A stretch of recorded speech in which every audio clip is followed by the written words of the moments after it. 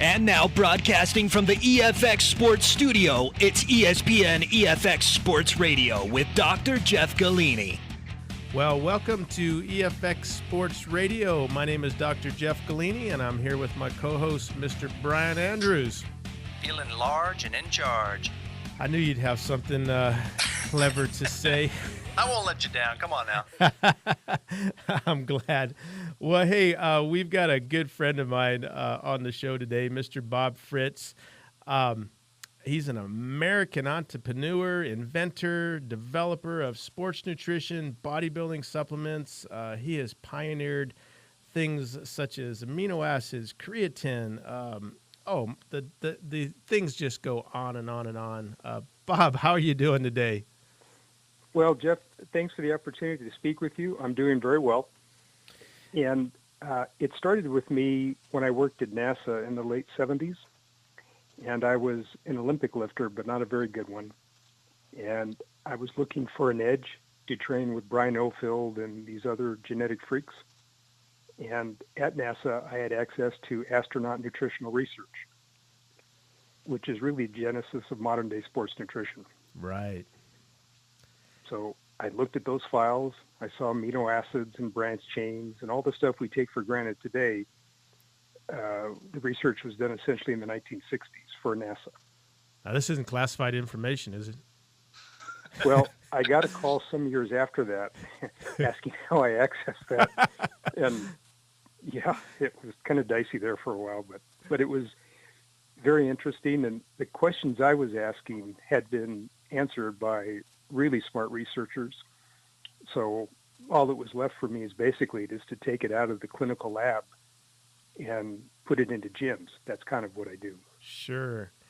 And I just thought it'd be fun, because you and I have known each other for some time.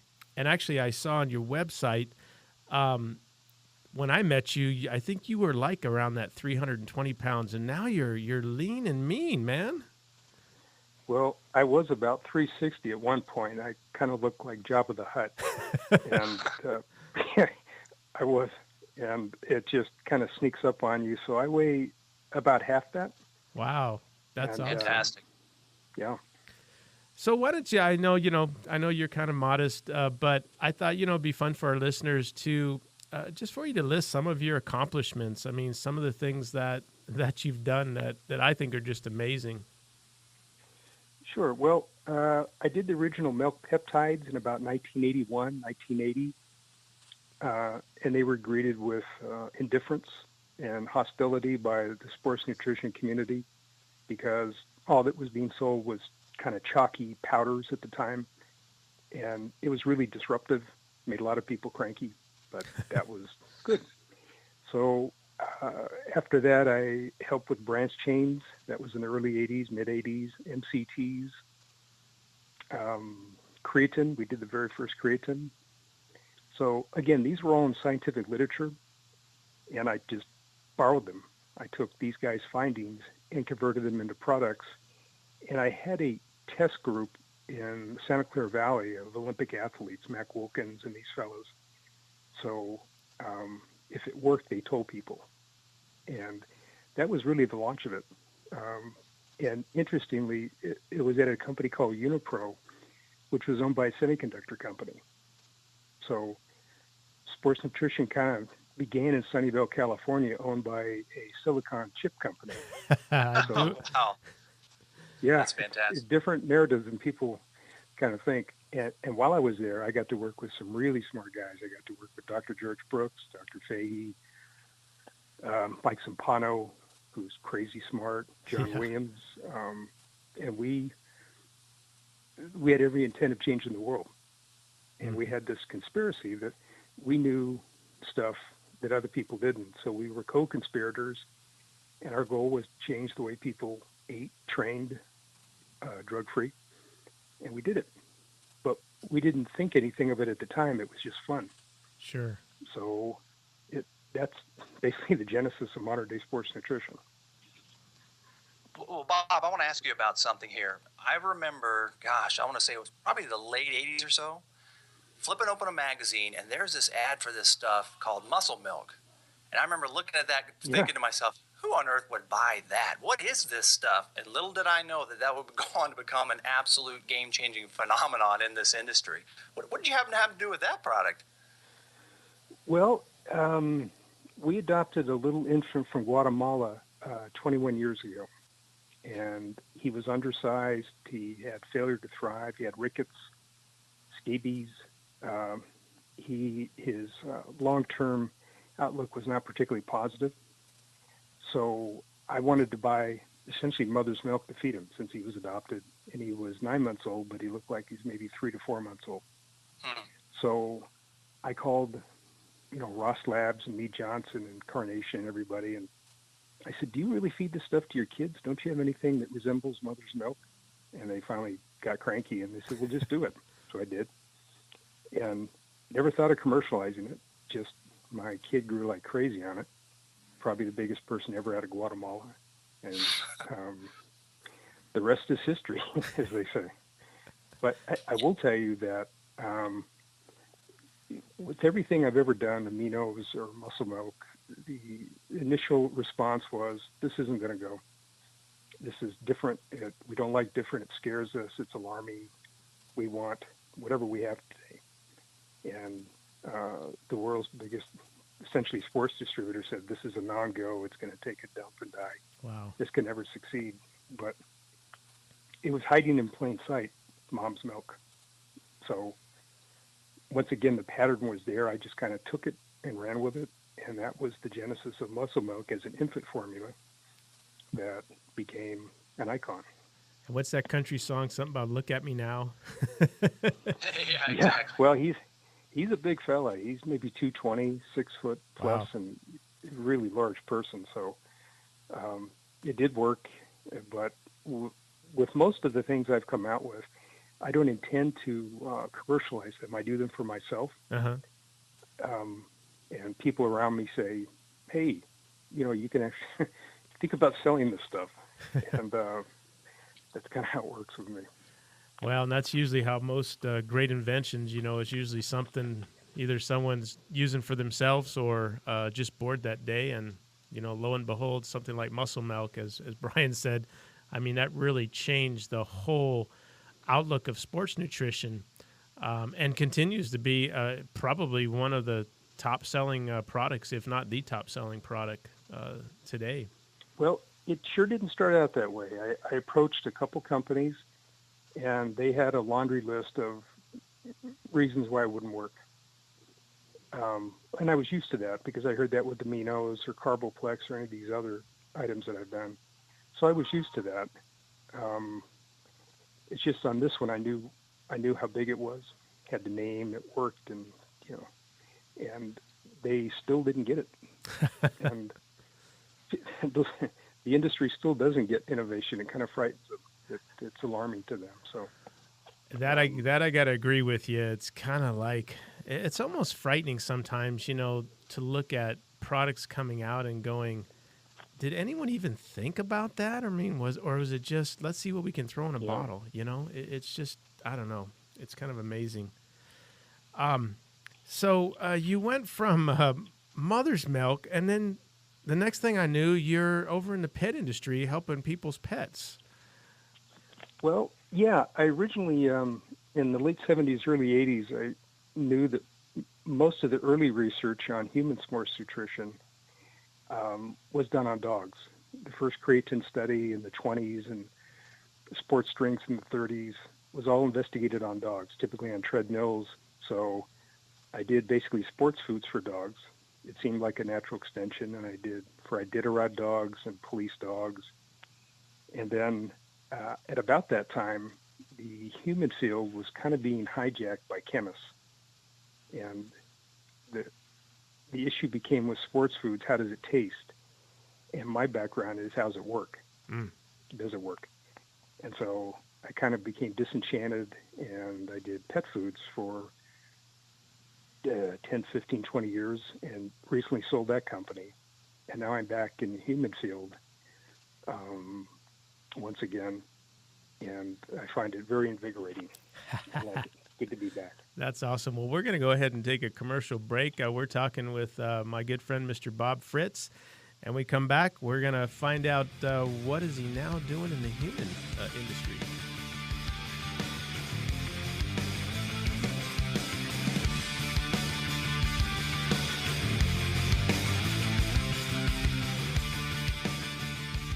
Hey everybody, I'm Billy Gordon. I'm one of the coaches for the Heights Wrestling Club. I just wanted to take a minute and talk to you about EFX Sports and what their products have done for me and my wrestlers and the athletes that I lead. 6 months ago, I got introduced to EFX Sports and I immediately started using them myself. The results have been nothing short of amazing. My body fat and weight have come down drastically. My strength has increased. If you get the opportunity, I highly recommend you give it a shot.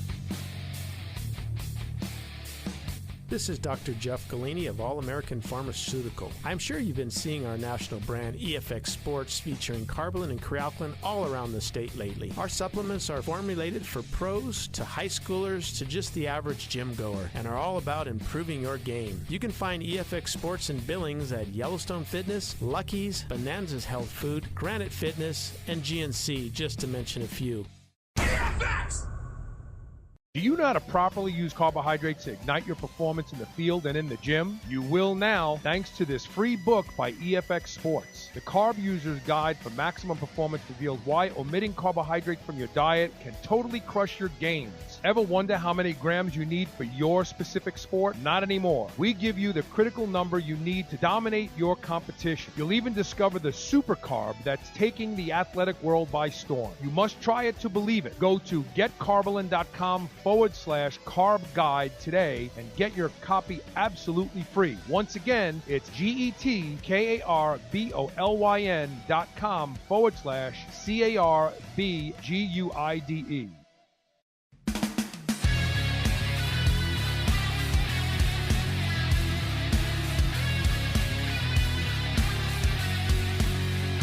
Well, welcome back to EFX Sports Radio. We're talking here with Bob Fritz.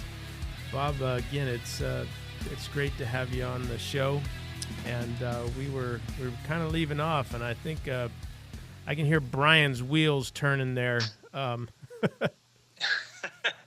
this is fantastic having another formulator on like Jeff. I mean, you've got obviously a tremendous amount of experience in the industry and in a lot of different fields, which is pretty unique. And I know you've got something going now. I think it's EVO. Could you tell us a little more about like what is that? What's the basis behind it? Well, I will. I'd like to go back just a little bit. In the early 2000s, I trademarked caveman diet and kind of began the early paleo thing. And now it's all the rage as well. And my new line is EVO, and it kind of incorporates the best of sports nutrition and paleo and plants and all sorts of stuff together. So it's not chained to any one specific dogma. It's really drawing from the best of everything. And so it's largely plant-based. It protects us from high-tech damage. And we've recently discovered that the main driver of insomnia is blue light from computer screens and smartphones. And I heard that at NASA many years ago. And that is the case. And the reason America has become sleep zombies is because of cell phones, smartphones. And they're not going away. And there's a direct relationship between the invisible blue light that comes out of screens, hits the lizard part of our brain, and wakes us up 20 times a day. And that's part of the high-tech deal that we bought. We didn't know that. We thought we just had great toys that were never going to really have any metabolic costs, but they do attack us. And if you track the rise of insomnia and obesity, they track directly onto our exposure to computer screens. So it's not a devil. It's great stuff. But we need to arm ourselves in the digital age. And that's kind of what this line represents. It's mostly plants that helps us diminish damage from digital life, basically. Yeah, and I think, that's one of the bad things sometimes with technology is we just don't think about some of these little side effects because they don't talk about it.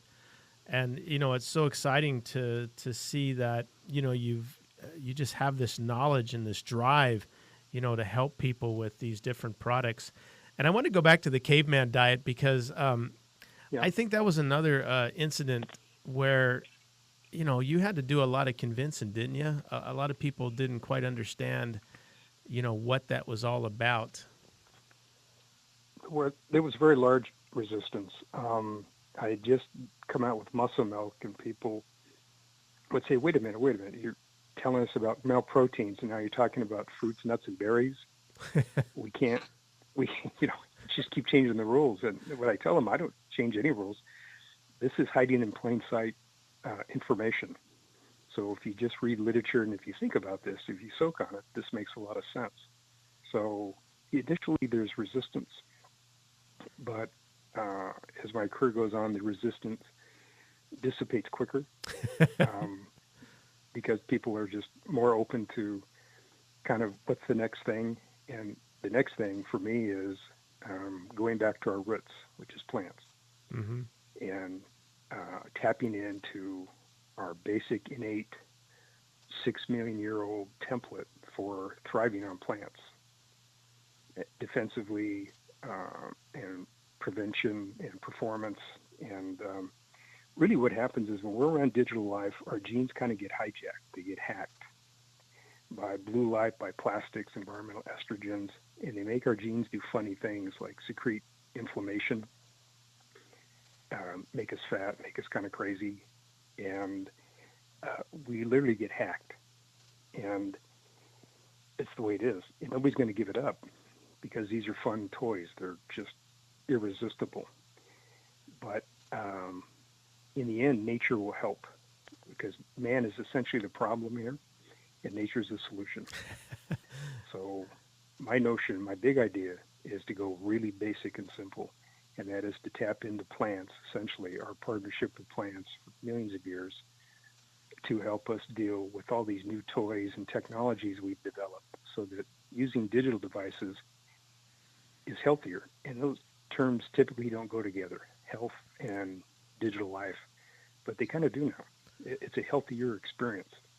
And that's really the orientation on Evo, and I'm really excited about it, and the science is rock solid, and I just think it's very, very interesting.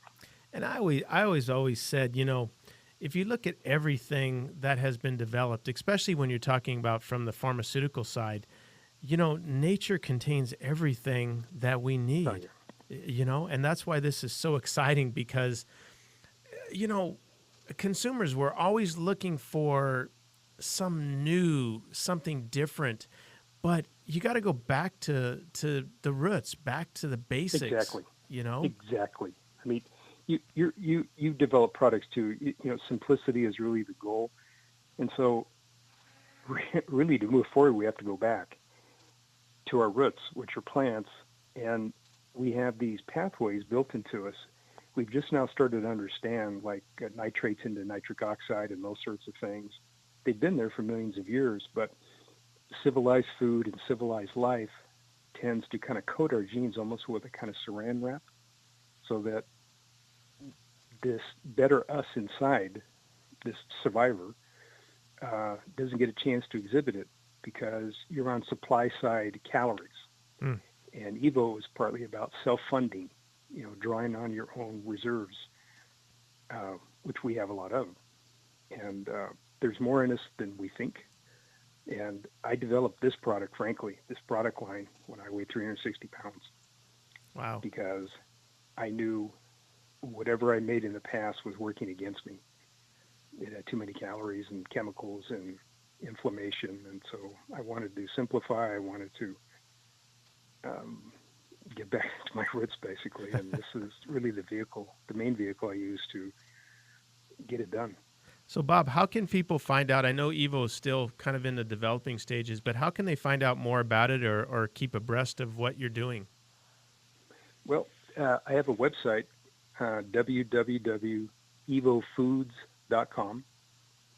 And in there we talk, like everybody, the web isn't what I want it to be very soon, but they'll get the notion of what I'm doing. And what they're going to see, first of all, is a big, giant fist made of leaves. it sounds hokey, but it's really striking. And it's kind of the universal sign for revolution. And there's a revolution going on that people are saying, why do I have to have so much chemical in my food? Why?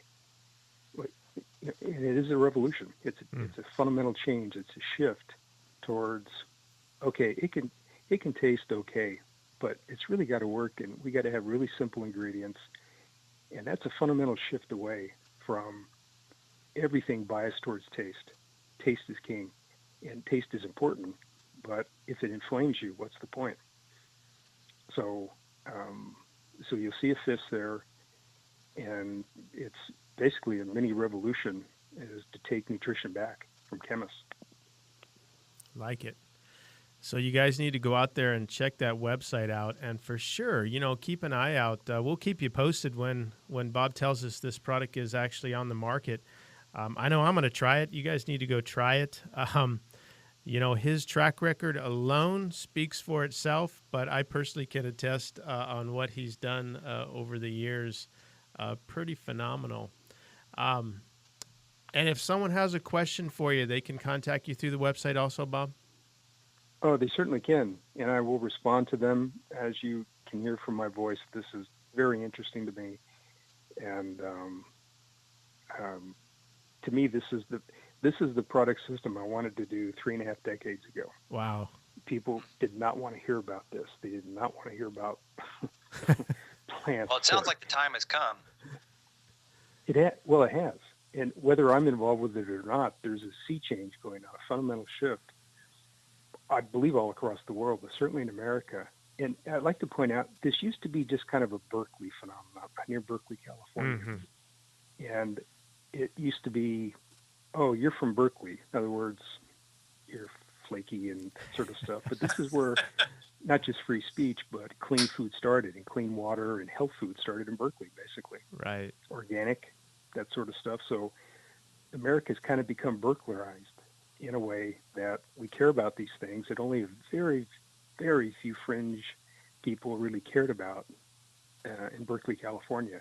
And it has changed, and our sensitivity has changed to, you can make a product line that really is good for people, and it's also good for the planet. It leaves less of a footprint. We're kind of in a rowboat. The ship's going down, and we're looking at each other. We have limited resources. So this product line is good for people, and I've also designed it to be good for the planet. It sounds hokey, but I'm from Berkeley, and I'm a tree hugger, so what can I say? Hey, that kind of makes sense. Well, we're about out of time here, and Bob, I want to thank you so much for coming and sharing just about who you are, because you've got such an interesting life.